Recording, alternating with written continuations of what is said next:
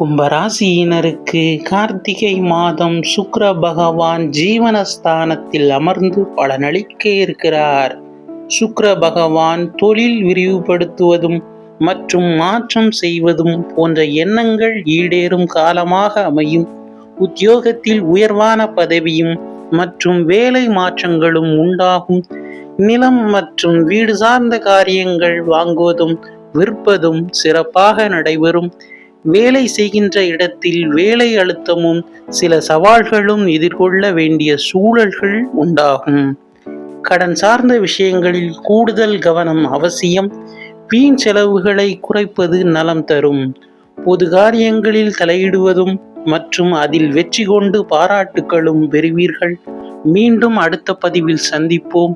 இந்த சேனலை சப்ஸ்கிரைப் செய்த நண்பர்களுக்கு மனமார்ந்த நன்றி.